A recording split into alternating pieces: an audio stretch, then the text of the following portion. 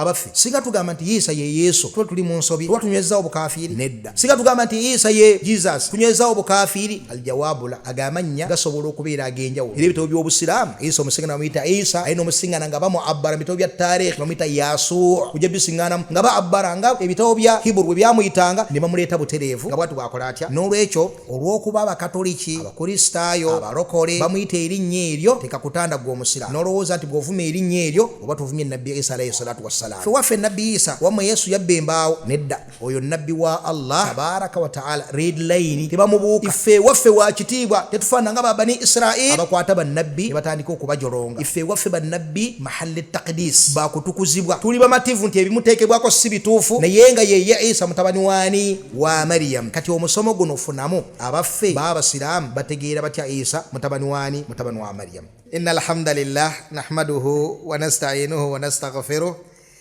wa na'udhu billahi min shururi anfusina wa min sayyiati a'malina man yahdihillahu fala mudilla lahu wa man yudlil fala hadiya lahu ashhadu an la ilaha illa Allah wahdahu la sharika lahu wa ashhadu anna Muhammadan abduhu wa rasuluhu sallallahu alayhi wa ala alihi wa sahbihi ajma'in. Bannange tukyali ku Maryam n'amawulire ow'ekitiibwa Allah subhanahu wa ta'ala gamuwa amuteekateeka okubeera nga agenda kufuna omwana nga talina musajja.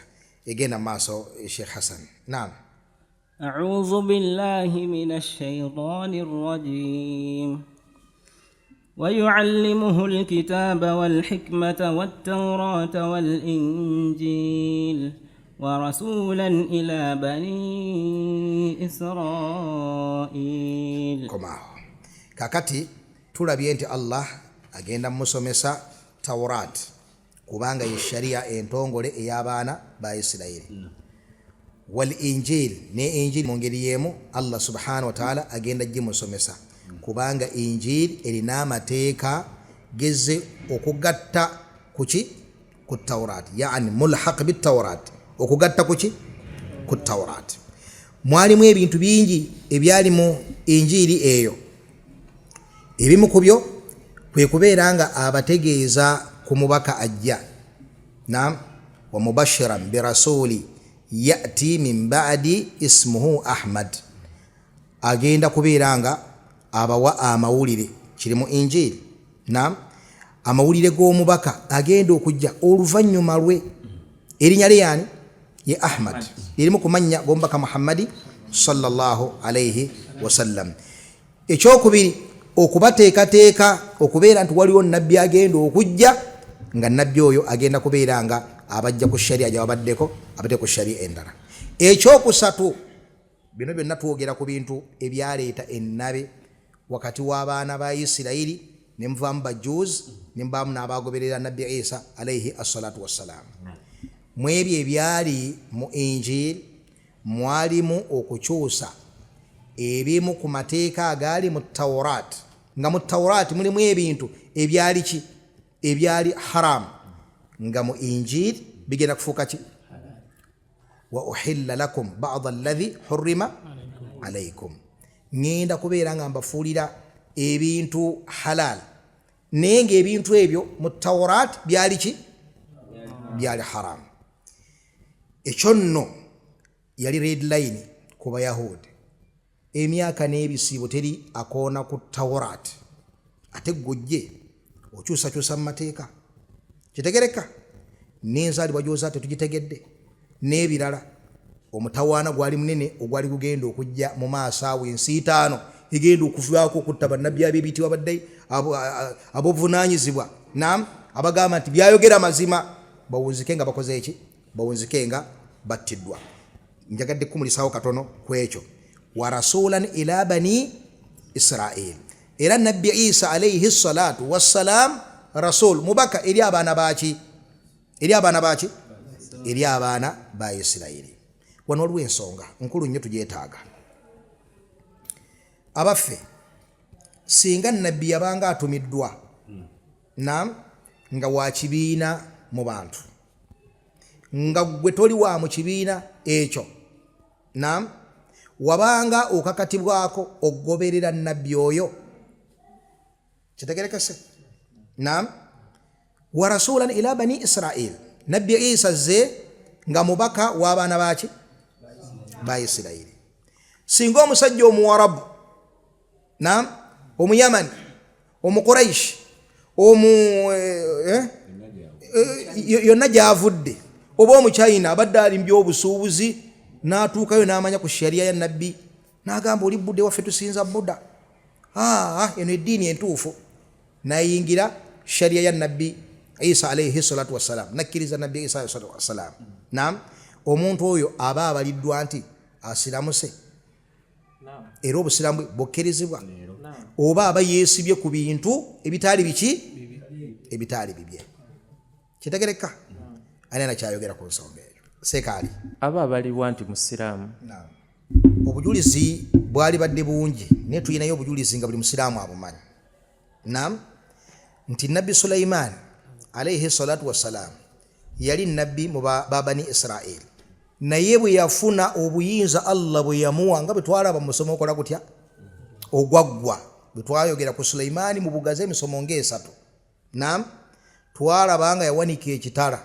nga tayagala mu nsi muntu yenna asinze ekitali ani n'atuuka n'okutolondoka n'ajja eno e Yamani abaayo nga abalagira balina kusinza Allah bwe kiba seekyo ejje lijje likole litya libasaanyeewo awamu n'ekyo nga nabi min anbiya'i maadha bani Israel kitegereka ne tuyigawo bino wammanga ekisooka nti ekitakakata ku muntu ono atali mbali abatumiddwa zezi sharai eziri mufassala bye bintu ebiri mu kusinza kuno okwa fiqhi okukufanagana ko bwikutyo naam ebyo tebimukakatako si nabbi atumiddwa gyali n'ebintu ebyo biri mufassala ne usuluddin ebikolo byaki ebyeddiini ebyo ebyegattibwako ababaka bonna ateekeddwa bigoberera ateekwa buteekwa okubigoberera era bw'atabigoberera nga yafuna ku hujja eyo abeera mukafiiri era abeera wa muliro tagamba nti ewaffe Allah teyatusindikira nabbi kitegereka abeera muki abeera mukafiiri nga ategeezeddwa nti Allah alina kusinzibwa yekka yina asigala ku sanamu lye nga kati go rasul ila bani Israel watumwa mu baana baki ba Isirayiri kitegereka oba nti gwe oliwe Ad gwe oliwe Thamud gwe oliwawa nedda kitegereka tulaba nabbi Yusuf alayhi salatu wassalam aliko ebigambo bibiri abaffe yali min anbiya bani Israel naam oba yani yatuma eri babani Israel oba Allah yamusindika wadde yali mu baana ba Isirayiri nenga amusindise fil aqbat eri abamisiri naam ekigambo mu bigambo ekigambo kino ekyokubiri ekigamba nti yasindikibwa mu ba aqbat mu bujulizi bwakyo ye mu'min ali Firaun bwe yali ayogera ng'agamba Firawuna n'abantu be bakubiriza bakkiriza nabbi Musa alayhi salatu wassalam kati walaqad ja'akum Yusufu min qablu bil bayyinat nabbi Yusufu yabajjira wano n'amateeka n'obunnyonnyofu fama ziltum fi shakki mimma ja'akum bih ne mugaana omugoberera kitegereka bawulani bagati ekitegeeza Allah yasindika Yusuf ila al aqbat bamutundayo era Allah n'amutumirayo okubeera nga nabbi waabwe kitegereka ekigambo ekyokubiri ekiraga nti nno yali min anbiya bani Israel obwa nabbi bwali mu baana ba Isirayiri wadde nga ali mu ba aqbat eri nenga ye ekikolo kuba nti yali atumwa mu bani Israel bajjawo era wano obujulizi ku nsonga yatuliko naam bwe yali mu kkomera n'abasajja abamisiri ameka ababiri yabakola n'abaziri tawhidi naam ya sahiba isiyin arubabun mutafarriquna khairun amillah alwahid alqahar kitegerekese n'olwekyo nabbi Isa alayhi salatu wassalam abaamuwulirako nga bayamani ne bamukkiriza abaamuwulirako nga basaudi ne bamukkiriza abaamuwulira nga bazungu ne bamukkiriza baafuuka bakkiriza era abakifiirako bayingirijja neyaki ekitiibwa kitegereka abaawulira ku tawhidi wa nabbi oyo w'ekitiibwa ne bagaana okumukkiriza baafuuka bakafiiri era bamubuki bamuliro kitegereka tuyina Said Zaid ibn Amr ibn Nufail taata wa Said ibn Zaid naam omu ku kumi abasanyusibwa naki nejjana yali musajja yabeerawo nga nabbi tannatumibwa naye yagaana okusinza amasanamu nabbi sasa natukanoga ntagenda kujja mu qiyama nga umma ngali atya ngali omukubanga mba Quraish yagaana era yabeeranga ko nga abayitamu musinze ebintu bino nemulikawo yabitonda nemukola mutya naye nga yali ku tijara kisse tugamba nti yatambula n'agenda baana ba Isirairi agenze Shamu okusuubula bwe yatuuka nawulya eddiini yaabwe n'abo buuza abange muli kuki nga nabbi Isa yakola ki yavaawo Allah yamutwala dda naam naye nga abagozi ba nabbi Isa bakola ki bakyaliwo n'abeera nga yabatuukamu n'alaba nga tebasinza masanamu n'alaba nga bwe bunnyonnyofu bwe nnyini n'akomawo eri abantu be n'anyweza tawhidi Allah n'amusitula n'afa nga mukkiriza kitegese bulungi Warqa ibn Nawfal ne mu ngeri yemu nabbi sasa yamusangawo yamusanga yeefubako kitegereka idhan mu mbeera efaanaganako bwetyo ensonga ekandooze tugitegedde bulungi nti nabbi bw'abeera nga atumiddwa abo bonna ababeera bamuwuliddeko nga wadde Allah teyamutuma mu bantu abo ne bamugoberera bayingira ejjana era babeera ku kituufu era bamuwulirako ne bagana okugoberera sharia ye mu ebyo ebikolo bya sharia babeera bakafiiri abayingira omuliro gwe batalivaamu obugendevu naki n'obugenderevu kitegerekesa wa rasulan ila bani Israel nabbi Isa alimu nabbi ba bani Israel era yafundikira obwaba nabbi bwaba bani Israel kakati tatimata lil faida okujjuza omugaso ku bye tuzze tulaba kubanga bwe tutuukawo ne tusoma byonna bye tuzze tukoonako amatobo tujja biraba biba bikuŋŋaanye mu kifo kitya mu kifo kimu ne tubitwala mu order katugendeko mu surati Maryam okubeddala ku ntandikwa insha Allah taala naam Sheikh Hassan أعوذ بالله من الشيطان الرجيم بسم الله الرحمن الرحيم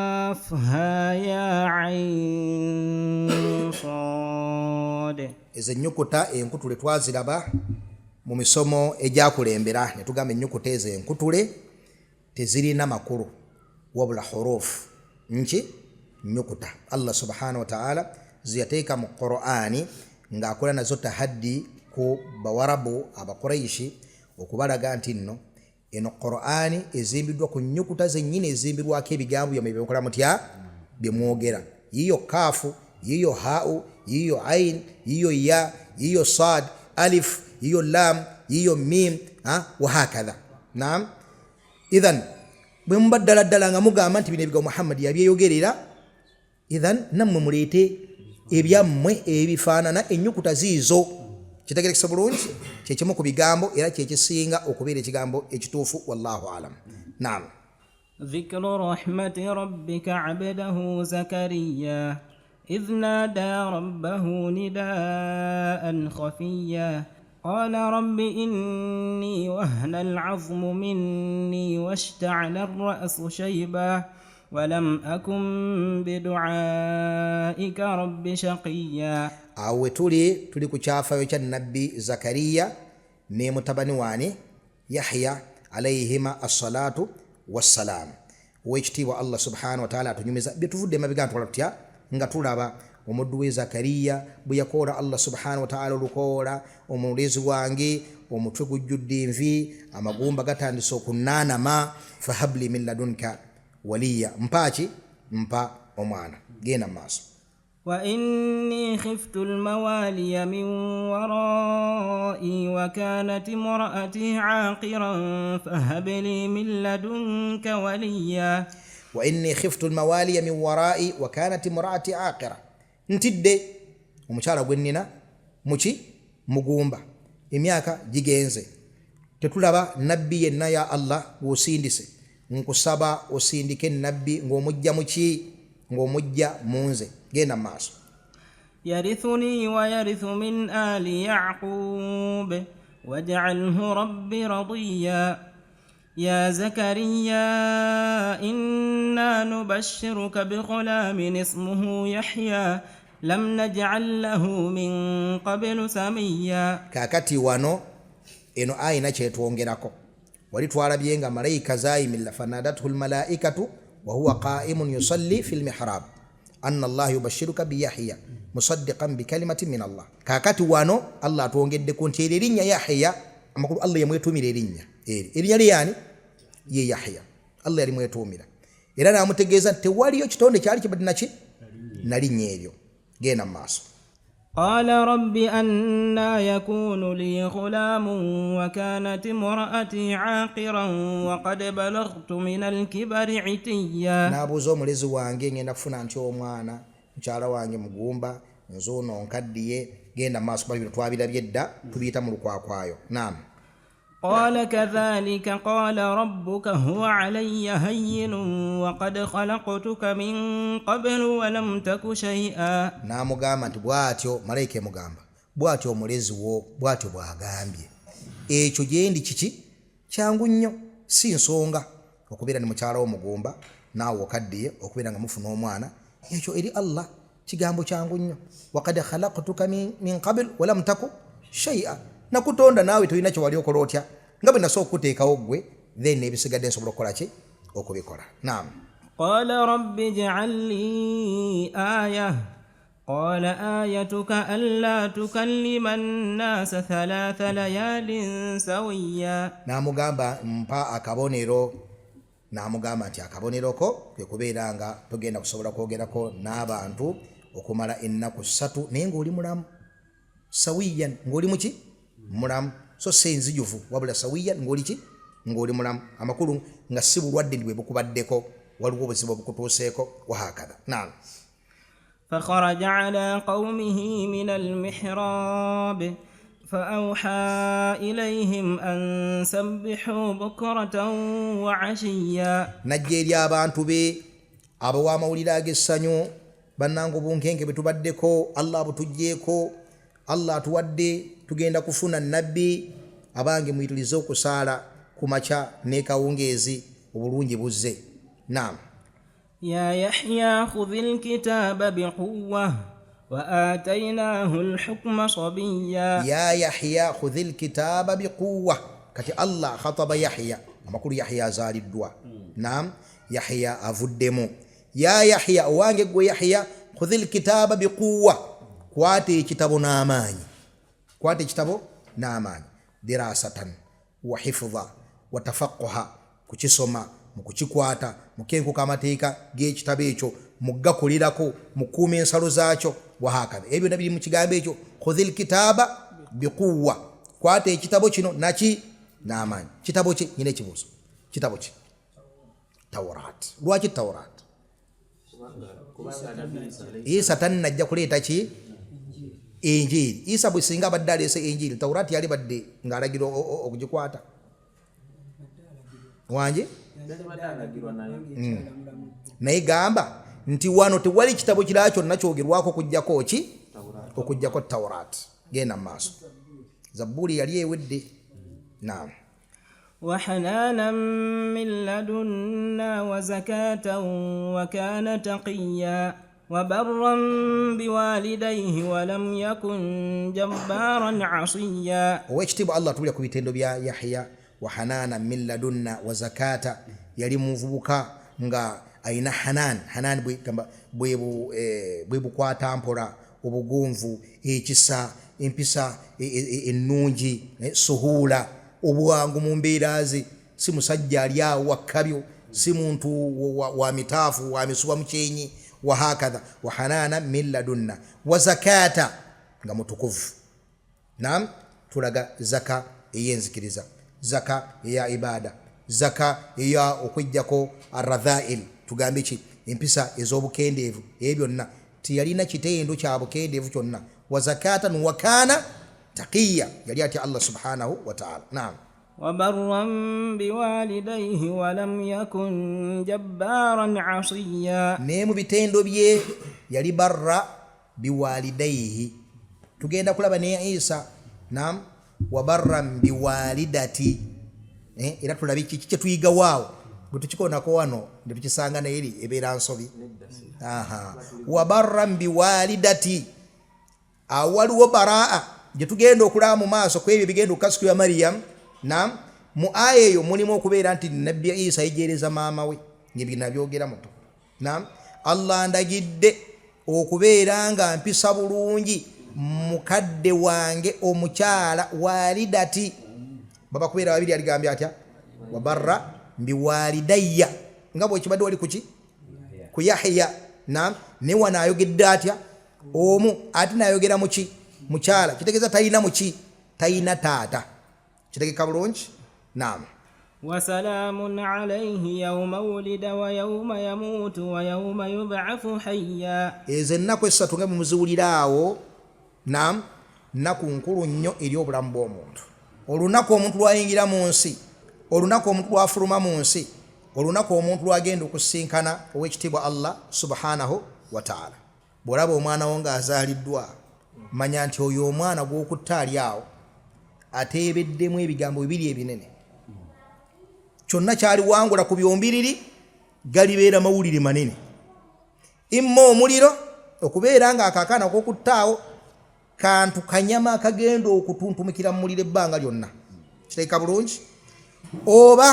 okubeera nga omwana oyo agenda kubeera nga awangula ayingira ejjana ey'ekitiibwa ithan awo wennyini tujjawo obujulizi nti omuzadde bw'afuna omwana nga tannakyamuukirira ku bisigadde byonna obwongo bwe bwonna amanye nti nno ono omwana atuuse ku nsonga ennene ayingidde mu kibiina imma agenda kugiyitamu mu buwanguzi naam oba agenda kukigwa ebigambo bimwonoonekere ayitirize nnyo okusabira omwana oyo bali abaana tubasabiringa bakyali muki mu mbuto osabira omwana wo osabira omwana wo kubanga amazima essaawa egenda kubaawo nga tokyalina mwana oyo netakyali naawe naye nga buli omu alina ekigambo kyaliko imma kusanyuka oba kukola ki olunaku lukulu nnyo omuntu lwayingira mu bulamu bw'ensi okuyitiriza ennyo okusabira omwana oyo naam ekyokubiri omuntu olunaku lwagenda okufa agenda kufaanana atya lunaku lukulu nnyo eyo transition yemutwala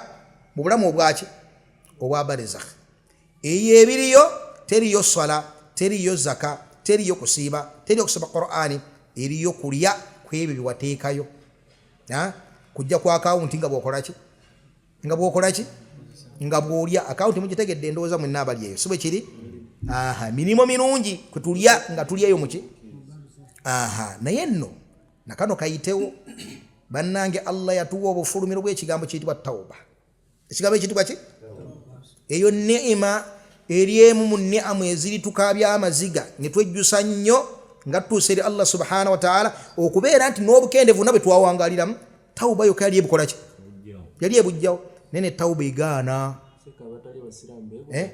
tawba kwe kwenenya okwenenyeza Allah subhanahu wa ta'ala naam ejjawo obukendeevu naleka essola nagayali maze ebbanga ndi bwendi maze ebyo byonna wenenyeze Allah ate bwenenyeza Allah ebyemabiga bite gwerongoosa lupapula lwoluddakaawo lubeere nga luyonjo toddamu dukyafu wazanga ezemaga ezibadde enkyafu newobeera obadde obuzeeyo wiiki wallahi owona nowangula kitegerekese wa yauma yubathu hayya ate olunaku lwe badde bava mu ntaana kakati ye feeti y'omuntu olwegenda kusiiringibwa imma kumuteeka mu muliro asiraanira omwo ebbanga lyonna oba okubeera nga ayingira ejjana eyaki ekitiibwa naam واذكر في الكتاب مريم إذ انتبذت من أهلها مكانا شرقيا kakati awo Allah atukomezaawo ku Yahya kitegereka tumulabye ebitendo bye tuyina kye twamulabyeko wali emabega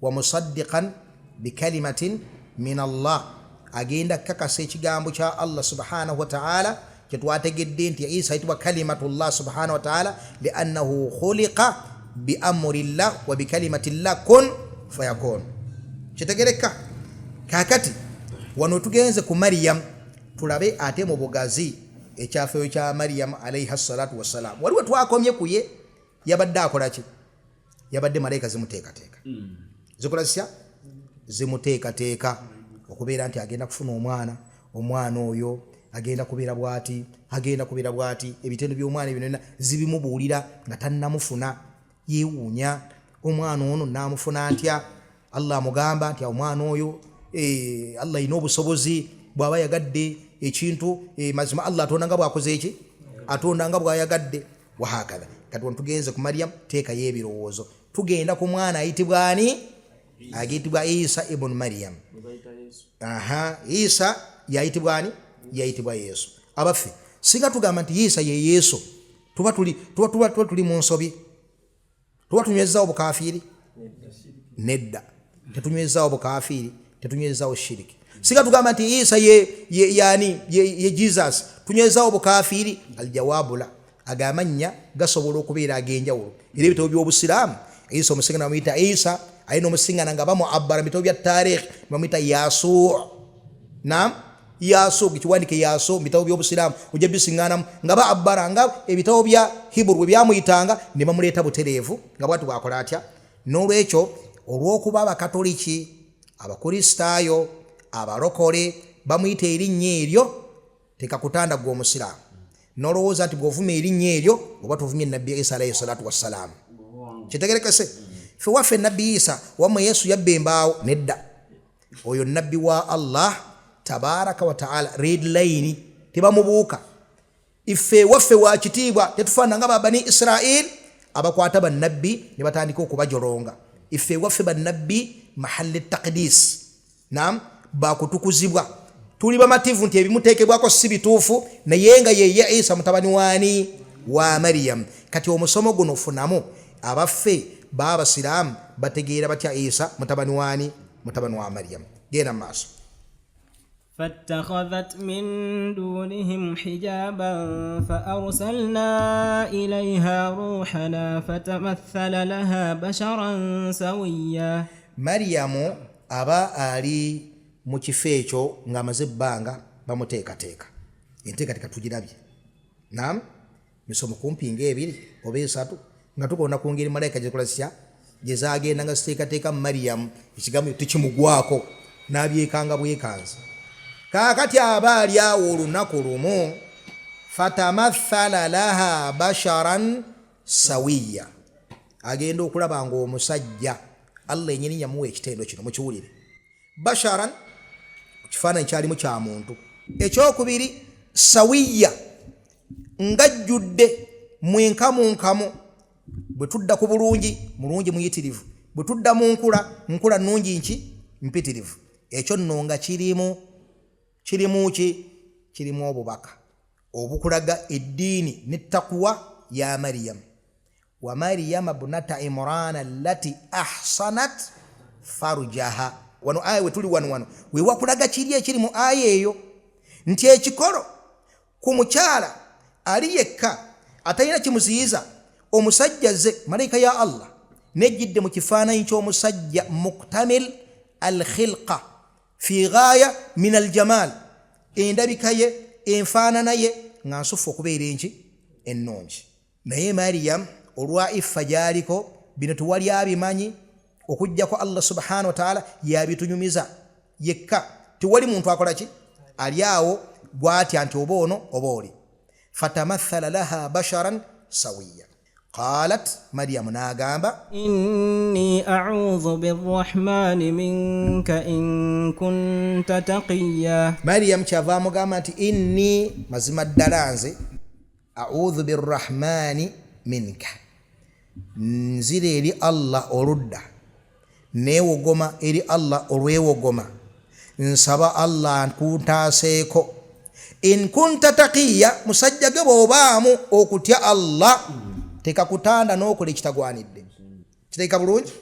Wano nno waliwo bannatafsiri abamu agharabu abaleeta ekigambo ekyewuunyisa. Baagamba nti waaliyo min bani Israel, mu baana ba Isirayiri, evvubuka eryali limawale nga limanyifu nga baliyita taqiya. Tuli ffenna ng'erinnya lyani taqiya. Kaakati bwe yaliraba n'agati bw'obeeranga gwe taqiya gwe mpulira nsaba Allah akuntaase essajja gwe. Okitegedde bulungi? Nedda si kituufu. Eyo takallufu mu tafsiri. Naam, takallufu mu tafsiri. Ekigambo kituufu era kituukibwako obwongo era kitaliko kubuusabuusa kwonna nti yamujjukiza n'ettakuwa ye. Tabeeranga sitaanina engeri gye yagala okumujja ku ekyo kyaliko n'abeeranga akola ekitagwanidde. Inni a'udhu birrahmani mink in kunta taqiya. Tulina nekye tuyigawo nti subhanallah, obwenzi bwali bukendeevu bwabanga zambi kuva dda, gwate singa si bukyali wali waddewo mutawaana ki kitegerekese niraba obunkenke omukyala bwe yafuna ng'omusajja amwolekedde ali yekka tiyateeka birowoozo ku bitendo bye wabula amanyi nti wano red line waliwo etteeka lya Allah subhanahu wa ta'ala inni a'udhu birrahmani mink in kunta taqiya kyeyava amugamba nti innama eyo tuludde nga tugiraba innama etegeeza ki bannange eyo adaatu hasrin buli woosiŋŋana innama teekayo ebirowoozo amakulu agali awo gajja kulaga nti waliwo ekikomekebwa waliwo ekikola kitya ekikomekebwa kati amugamba nti innama ana rasulu rabbiki nze ndi mubaka wa Allah tewali kirala obwongo bwo tebugenda eno wadde ogenda eno nze akujjidde ndi mubaka waani kyekindeese li ahaba laki gulaman zakiya nze ndi mubaka wa Allah ekindeese kubeera nga nkuwa omwana omulongoofu. Sheikh, abatali basiraamu wennyini bagamba nti tolaba nti Qur'ani egamba nti omwana oyo wa Mwoyo Mutukuvu. Yani ne bagamba nti Isa alayhi salam yali mwana azaaliddwa na Mwoyo Mutukuvu, yani nti Mwoyo Mutukuvu ye yagenda ewa Mariyamu mu mbeera y'obufumbo. Amakulu n'abeera nga yeegatta naye. Idhani abeera mwana wa Jibuliiru. Bwe kibanga bwe kityo ddala nga bwe kityo bwe kiri nga Mwoyo Mutukuvu yamuzaala mwani mu Mariyamu abeera mwana wa Jibuliiru tabeera mwana waani si bwe kiri naye ffenna tukikakasa nti oyo malayika malayika talina bitende ebyo eby'abantu wabula yajja n'abeera nga yawa omukyalo ono omwana mumpa gye tugenda okumanya ffenna Qur'ani ng'egye tulaga bulungi ate awo wennyini we tugenda okutandikira ku malayika tulaba malayika ya Allah tabaraka wa taala ng'ezze eri Mariyamu ezze okumuwa omwana era awo wennyini ku mwana n'engeri gy'amufunamu we tugenda okutandikira mu musomo gwaffe ogujja biidhni al-mawla jalla waala waffaqa Allahu al-jamii' lima yuhibbuhu wa yarda walhamdulillahi rabbil alamin.